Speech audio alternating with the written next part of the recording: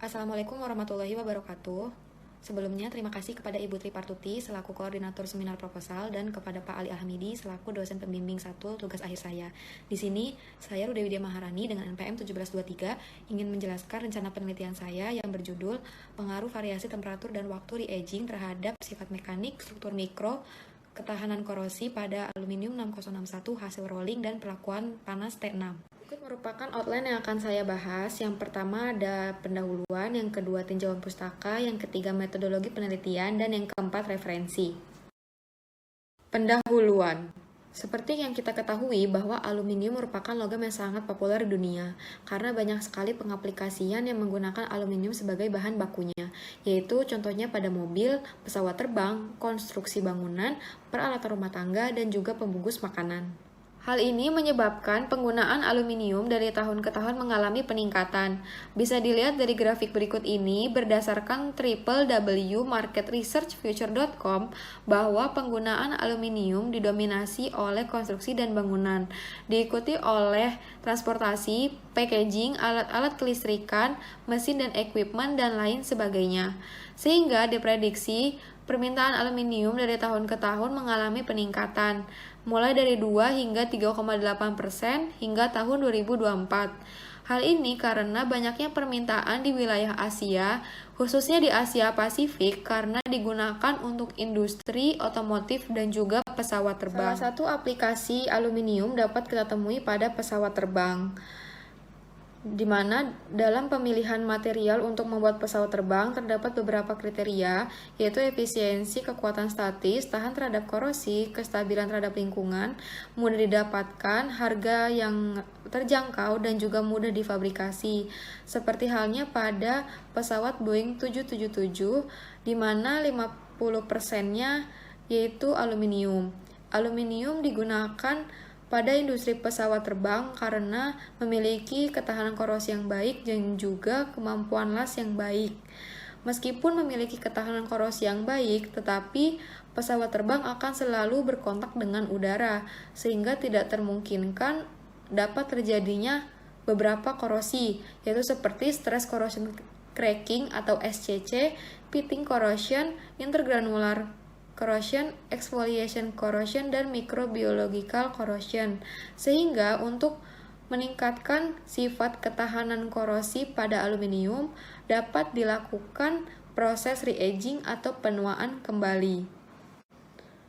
Dengan proses re-aging atau penuaan kembali, maka dapat meningkatkan ketahanan korosi pada paduan aluminium karena zona batas butir dapat dihilangkan. Tujuan penelitian ini yaitu yang pertama untuk mengetahui temperatur dan juga waktu re-aging terhadap sifat mekanik, struktur mikro, dan ketahanan korosi pada aluminium 6061 hasil rolling dan perlakuan panas T6. Dan yang kedua, membandingkan kekerasan dan ketahanan korosi pada paduan aluminium 6061 yang dilakukan sekali aging dengan aluminium 6061 yang dilakukan proses re-aging. Selanjutnya, tinjauan pustaka. Aluminium merupakan salah satu logam non-ferrous yang memiliki sifat lunak, ringan, konduktivitas panas dan listrik yang baik, dapat ditempa, ditarik, diekstrusi, dan juga tahan terhadap korosi di berbagai lingkungan, seperti di udara, air, dan juga petrokimia.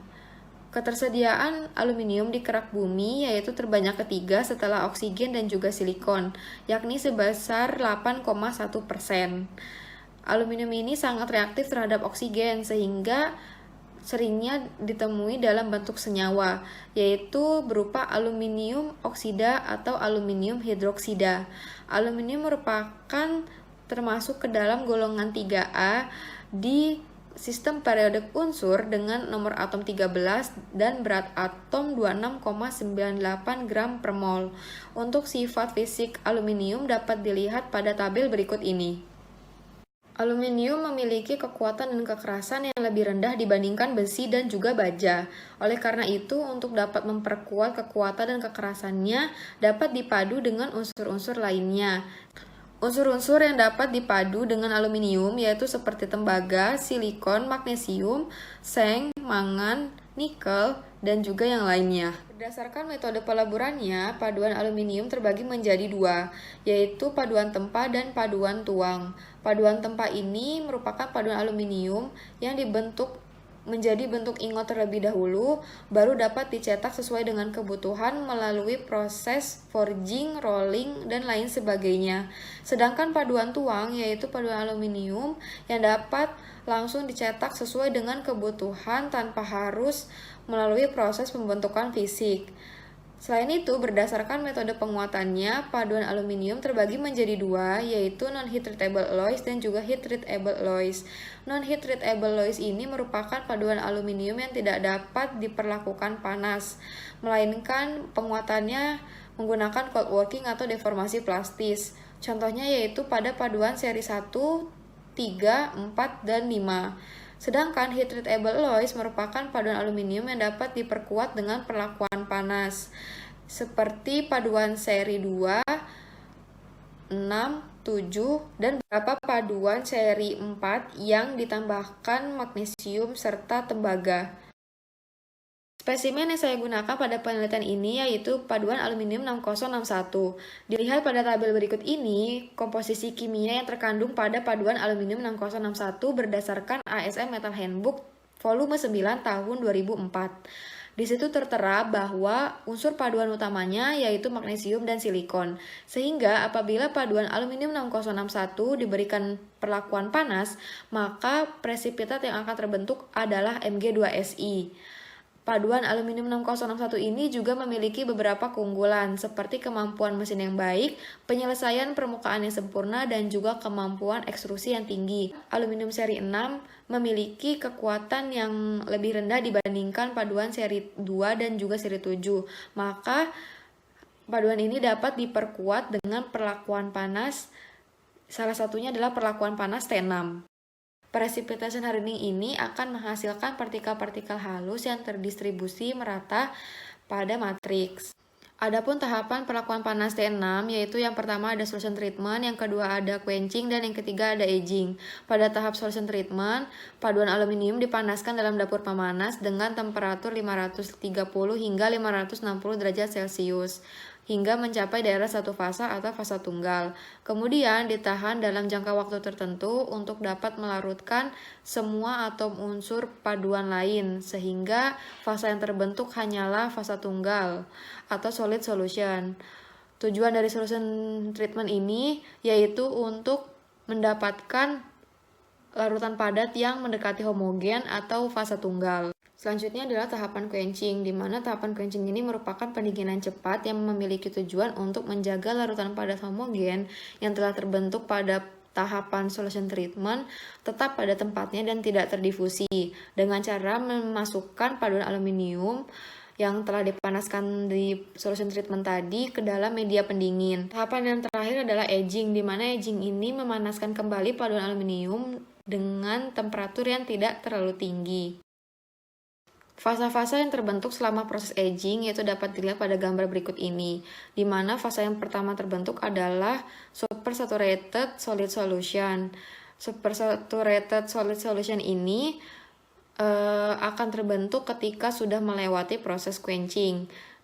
Pada fase ini, kekosongan atom tetap berada pada tempatnya dan tidak terdifusi, sehingga kekerasannya akan meningkat. Fase selanjutnya yaitu fase GP1, di mana zona GP1 ini terbentuk ketika artificial aging baru dimulai, yaitu sekitar temperatur 100 derajat Celcius. Zona GP2 ini akan terbentuk apabila waktu dan temperatur artificial aging ditambahkan. Dalam zona GP2 ini terbentuk juga fase antara yang halus sehingga akan mendapatkan kekuatan dan kekerasan paduan aluminium yang optimal. Selanjutnya ada fase theta aksen, di mana fase theta aksen ini terbentuk apabila waktu artificial aging ditambahkan pada temperatur yang tetap. Fase theta aksen ini masih memberikan pengaruh terhadap peningkatan kekuatan atau kekerasan paduan aluminium, tetapi peningkatannya berjalan dengan sangat lambat. Selanjutnya adalah fase theta, di mana fase theta ini akan terbentuk apabila waktu dan temperatur artificial aging ditambahkan. Ketika fase theta ini terbentuk, maka akan masuk ke daerah overage. Di overage ini, maka kekerasan aluminium yang dihasilkan akan menurun sehingga akan melunak kembali seperti keadaan semula. Ini adalah penelitian terdahulu yang menggunakan percobaan penuaan kembali pada paduan aluminium 6061. Peneliti menggunakan 3 spesimen dan diberikan 3 perlakuan yang berbeda. Yang pertama, diberikan perlakuan solution treatment selama 1 jam dengan variasi temperatur 440, 470, 500, 530, dan 560 derajat Celcius, kemudian didinginkan dengan air. Yang kedua, diberikan perlakuan sekali aging selama 2 jam, 5 jam, 10 jam, dan 12 jam pada temperatur 170 derajat Celcius, kemudian didinginkan dengan udara. Dan yang ketiga, dilakukan double aging atau re-aging dengan variasi temperatur 190 derajat Celcius, 210 derajat Celcius, 230, dan 250 derajat Celcius selama 2 jam. Selanjutnya dilakukan pengujian. Yang pertama, pengujian kekerasan, yaitu menggunakan beban 100 Newton selama 10 detik. Hasilnya, kekerasan yang paling tinggi yaitu kekerasan pada spesimen yang dilakukan solution treatment. Selanjutnya adalah pengujian SSRT atau Slow Strain Rate Test pada larutan 3,5% NaCl. Berdasarkan pada tabel, dapat dilihat bahwa nilai fracture time spesimen dual aging lebih lama dibandingkan spesimen single aging. Hal ini menyatakan bahwa ketahanan korosinya meningkat. Selanjutnya pengujian TAFEL. Dapat dilihat pada tabel bahwa nilai I-core atau arus korosi spesimen yang diperlakukan dual aging lebih rendah dibandingkan spesimen dengan single aging.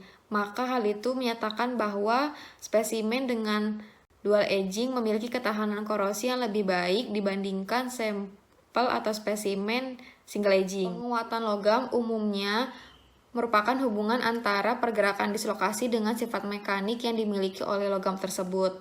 Apabila dislokasi tidak dibatasi, maka kekuatan dapat menurun dikarenakan logam akan mudah mengalami deformasi. Begitupun sebaliknya, sehingga terdapat beberapa metode penguatan logam. Yang pertama, grain size reduction ini merupakan metode penghalusan butir dengan cara menghalangi pergerakan dislokasi di batas butir. Semakin kecil ukuran butir, maka dapat meningkatkan batas butir per unit volume dan juga dapat mengurangi garis edar bebas dari slip yang berkelanjutan. Suatu logam yang memiliki batas butir yang halus lebih baik dalam menghalangi pergerakan dislokasi, sehingga batas butir yang halus lebih kuat dan juga lebih keras. Hal ini dikarenakan batas butir yang halus memiliki area batas butir total yang lebih besar dibandingkan batas butir yang kasar. Solid solution straightening atau penguatan larutan padat adalah metode penguatan logam di mana kekuatannya ditingkatkan dengan cara menambahkan atom-atom lain di salah satu atom dalam unit sel, bisa dengan interstisi maupun dengan substitusi. Strain hardening yaitu fenomena di mana suatu logam yang tadinya bersifat ulet menjadi lebih keras dan lebih kuat dikarenakan adanya deformasi plastis. Strain hardening bisa disebut juga sebagai cold working karena pengerjaannya biasanya pada temperatur ruang yang temperaturnya lebih rendah dibandingkan temperatur leburnya yang tinggi. Ketika suatu logam mengalami pengerasan tegangan, maka akan terjadi 2 dislokasi di dalam logam tersebut, yaitu dislokasi yang lama yang terdapat di dalam unit sel dan dislokasi yang baru. Akibatnya, kepadatan dislokasi akan semakin besar, sehingga gerakan dislokasi yang satu akan terhalang dengan gerakan dislokasi yang lain. Dengan meningkatnya kepadatan dislokasi tersebut, maka resistensi dari dislokasi tersebut akan semakin jelas, sehingga dislokasi akan semakin kecil dan deformasi plastis pun akan semakin kecil. Oleh karena itu, kekuatan dan kekerasan suatu logam dapat meningkat. Selanjutnya, metodologi penelitian. Berikut merupakan diagram alir penelitian yang akan saya lakukan. Yang pertama, menyiapkan paduan aluminium 6061, hasil proses rolling dan perlakuan panas T6 berukuran 100 x 30 x 10 mm. Kemudian dilakukan proses re-aging atau penuaan kembali dengan variasi temperatur 150, 170, dan 190 derajat Celcius selama 2, 4, dan 6 jam. Kemudian, hasil dari re-aging tersebut dilakukan beberapa pengujian, yaitu seperti uji pengerasan, pengujian metalografi, pengujian morfologi menggunakan XRD dan juga scanning elektron mikroskopi, dan juga pengujian TAFEL untuk mengetahui ketahanan korosi yang dihasilkan. Selanjutnya didapatkan data penelitian, lalu dianalisis dan dibahas yang bersumber dari literatur, dan didapat kesimpulan. Dan bahan yang akan saya gunakan, yang pertama untuk alat terdiri dari muffle furnace, tang penjepit, mesin grinding dan polishing, pengujian kekerasan, scanning elektron mikroskopi, dan juga X-ray diffraction. Dan untuk bahannya terdiri dari paduan aluminium 6061, resin dan hardener, kertas amplas, kain poles, alumina, dan juga larutan ETSA. Berikut merupakan referensi yang saya gunakan. Terima kasih. Kurang lebihnya saya mohon maaf. Wabillahi taufiq wal hidayah. Wassalamualaikum warahmatullahi wabarakatuh.